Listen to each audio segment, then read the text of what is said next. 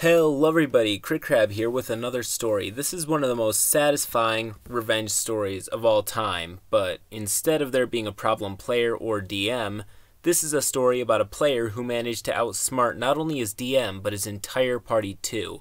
In other words, if you liked anything from Breaking Bad to Death Note, you're gonna love this story. Anyways, this story is pretty long, so I'm going to trim it down a little bit and cut out some of the unnecessary parts to get you to the fun part as soon as possible. Anyways, roll post. In our gaming group, we had this general attitude of weeding out the weaklings. If you were creating a character and said, "Hey, can you pass the play?" That's as far as you got because the player's handbook was already in the air coming straight for your face. If you got hit, then you got laughed at. We did lots of things like that, and we were a very unforgiving group. On the plus side, things like that kept everybody focused. We never had to wait around for people to make up their mind about what their PC was doing, since everybody was formulating their plan of action while the DM did his thing with everybody else. Now, with everybody having their own agenda and whatnot, we devised a system of passing notes to the GM for performing actions which we were keeping secret from the rest of the players. Mostly this was mundane things like robbing random houses in town at night, picking the pocket of an NPC, popping off to the outfitter to stock up on arrows, or off to the temple to load up on healing potions. So notes were being passed constantly, and we kept our private affairs private. Unless your note went awry and somebody else saw it, we didn't roll dice to see if other players noticed your behavior. It was simple. Bob the Barbarian wanders off, Cedric the Cleric, you're shagging the barmaid, great. Roll a save versus poison or get the clap, and so on. This becomes greatly important later on. Another thing we did, which will become important later, was that if your character died, the rest of us looted the body and then we burned your character sheet. Temples didn't raise the dead for a modest fee, so if the party didn't have resurrection or raise dead, your body would be rotting where it dropped. That's just how we rolled. In this campaign, we had one new player, the DM's cousin, and the rest of us were regulars. Altogether, there were 6 of us in our party playing our tried-and-true characters. Mine was the now infamous Rohan the Red, a human fighter/assassin. Although nobody knew he was an assassin, or that's how I like to play it anyway. I always thought it was silly that assassins ran around looking like assassins. That kind of defeated the purpose of trying to be stealthy and whatnot, and given the way the game mechanics worked, I found that trying to murder people with 1d4 damage was ludicrous, so I tended to use a bastard sword. It was much easier. For this gaming session, we were starting that most legendary of modules, the one that every playing group ran once they got high enough in level. The expedition to the barrier peaks. Everybody liked the idea of having grenades, power armor, and blaster pistols. I mean, why not, right? The backdrop was the default intro. King Genericus, or whatever his name was, calls out for brave mercenaries adventurers to find out where all the weird monsters are coming from that are eating his taxpayer base. We were the motley crew which showed up. That explained why most of us didn't know each other. So it begins. The DM decided that this module was for a much larger group, so he let everyone else make a second character rather than have him run a bunch of red shirts. I say everyone else because he had something against my character in general and me in particular. Plus, I was a 5th level fighter and a 10th level assassin, so he figured I didn't need another character since I was already level 15. Everyone else was good, but since I was an assassin, I was neutral evil. I played the character as pretty much neutral aside from the whole murder for hire thing, but I never saw that as any different from what the PCs did all the time anyway, but I digress. The very first thing out of the DM's mouth when we all sat down to tell his cousin's paladin, "He's evil," while pointing at me. Needless to say, I was a bit put out by this. I'm not one for rules lawyering, but we'd all pretty much understood that things like the paladin's detect evil ability were conscious effects, meaning you had to specifically tell the DM you were using it for it to work, and that it really only worked when the target actually had evil intent. Since the new precedent was that he detected my PC's general evilness, I realized very quickly that this would completely overshadow specific instances of evil intent in the future. This is where the DM screwed the pooch. If he hadn't done this, then the ending would have been completely different and he had no one to blame but himself. Immediately this put everyone else, who each had 2 characters at level 10, against me for no other reason than my alignment. Never mind the fact that I've played with the rest of them for a couple years and we got along fine. They knew which side their bread was buttered on though, and since the DM and his cousin had their eye on me, it would serve the rest of them right to keep an eye on my PC as well. To his credit, however, the DM neglected to actually inform anyone that my primary class was Assassin.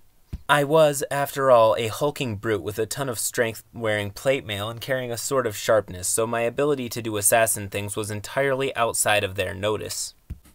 Right from the start, they had me on point, but that didn't bother me much. We got to the crashed spaceship, got inside the top level, and started to explore. There were a few fights where they made me tank and didn't bother helping me with healing.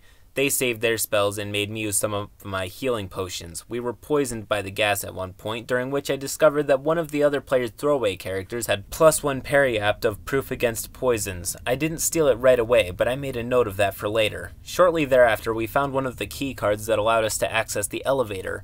The DM was not at all clear about describing things, so when he had everyone open a door with the key card and all pile in, I was just happy I wasn't on point anymore. Then the doors close and the rest of the party is hell and gone, leaving me all alone with no way to rejoin them. During the course of the next hour or so, the rest of the party explored several rooms while I'm left to my own devices. I got into fights several times while the main party didn't. I survived. Go me. During my exploration, I found a gray keycard. However, I'm so happy I can rejoin the party, but I don't. Instead, I try and loot the other rooms where I am, and that's when the DM makes his fatal mistake. While I was rummaging through what I presume to be an alchemist lab, I discover a wonderful powder which grants infravision, a few mild poisons, some jars of strong acid, and then the mother of all poisons. It's very important to point out at this juncture that the stats of the poison I found were a munchkin-y attempt to permanently take me out. The DM ruled that the sweet-smelling green powder, which I subsequently tasted, was a very powerful nerve agent. He informed me that because I tasted it, I had to make a save versus poison at -10. I rolled a 20 and was very gleeful. He then rolls again and informs me that I have 3 HP left. Yes, you heard that correct. This poison is so toxic that if you make your save, you only have 1d4 HP left. So I'm pretty ticked off at this point, but I have a ton of this poison, so I put it away for a rainy day, drink the last of my healing potions, and try and survive until the end of the module. I really wasn't paying attention after this point, pleading self-preservation due to low HP, which nobody heals, thanks guys. I offer fire support with my bow and avoid melee the rest of the game. We played every day after school for a week to finish off this beast of a module. There was a lot to it. The paladin got his power armor, the other fighter got his blaster rifle and grenades, and they tried to give me the shaft. And on the way home, I pick one fellow's pocket of one item, which I replace with a nearly identical appearing item. Because I swap a gemstone for a valuable gemstone, the DM doesn't put up too much of a fuss when I pilfer the cleric's parry-apt. At the very end, we were at an inn, licking our wounds and splitting up the treasure. This is where the DM got too clever for his own good, and this is also where things get really interesting. Being a somewhat realistic-minded bunch, it was a standard practice not to wear armor or carry heavy weapons in towns. The DM made a point to bring this to everyone's awareness. For the after-party, nobody was armed with anything more dangerous than a dagger, and nobody had any armor, except maybe the mages with their magical braces and wizard's robes, but that barely counts as armor. I ask very quickly if there is time for me to buy wine for the party. I had to spend 500 gold pieces on a cask of wine for all of us. More punishment for being evil, I guess. I then hand the wine over to the innkeeper's wife and pay her extra not to drink it when she pours it into jugs and serves it to the party. Yes, I did that. So we all write quick notes about what we are bringing to the party. I pass a note to the DM about checking the other players, but there are no surprises. Nobody brings any serious weapons since there are weapons in the loot on the table anyways, and the last thing anybody is expecting is a fight. I write my note and pass it to him, and I made a note on the back which I will point out later. I had 3 daggers, all magical, my +2 ring of protection, and my newly pilfered parry-apt. The DM's cousin's other character, the same cleric I lifted the parry-apt off of, arrives late with a bag of holding and adds its contents to the pile of treasure we're all going to pick from. I immediately recognize my sword of sharpness, my +3 plate mail, my bow and magic arrows, and all of my other valuables which I left up in my room. The DM reasoned that since I steal from the other players that it's only fair they get to go through my stuff and take whatever they want. Since me being me, I make an attempt to point out the unfairness, but the DM overrules me. Not unexpected, I suppose at this point. He pushes on with the party and they plan to drink the wine I bought while they split up all my money and things between themselves and have a good laugh. So they toast on it and we all drink. A few of the players were a little leery since it was my wine that they were drinking, but when they see me drink, they all drink as well, and I was counting on that. That is, after all, the purpose of a toast, to slosh the wine between all the cups so everyone drinks the same thing. And I stop everyone at that point and announced to the entire group, everybody make a save against poison at -10. There was a moment of intense consternation. Then the DM reads the back of the note I gave him earlier and realizes what the frick I just did to everybody. Or rather, what he just did to everybody. With that nerve toxin in the wine, everybody needs a very high saving throw just to survive with 1d4 HP. The paladin died, his cleric died, the ranger died, the druid died, the bard died. I hate bards, so yay. Everybody died. The only ones who made their roll were the thief and one of the wizards. Everybody else died instantly. Then it was my turn to roll a save. The DM looks pretty smug since he was sure I couldn't get another nat 20, but I didn't need to. I had the parry apt, so I only needed to make a regular save with no negative modifier. I think I rolled an 11 or something stupid. Passed easily, and he gave me 1 HP left, just to be a prick, I suppose. Before anybody realized they needed to do anything, I threw a poison dagger at the wizard and jumped the thief. The wizard died, the thief died, and that was that. It turns out it actually is really easy to kill people with a dagger when they only have 4 HP, and I think my strength bonus was higher than their hit points. They never had a chance.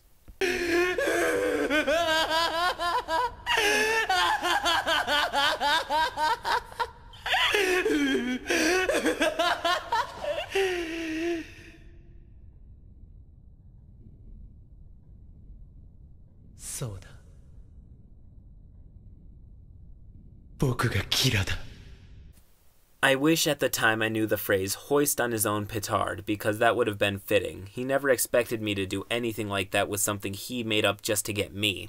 I wasn't just a good assassin, I was a great assassin. He never gave me my experience points for killing all of those high-level monsters either, but I did burn their character sheets, and that point was... Well guys, I gotta say, while I personally am more of a fan of the diplomatic approach, this is by far one of the most satisfying horror stories I've read in a really long time. Anyways, if you enjoyed this video, please feed me a like. That's right, you heard me. I've become so addicted to social media that I will literally eat likes. And if you want to make sure to feed me regularly, then please subscribe to the channel. Till next time.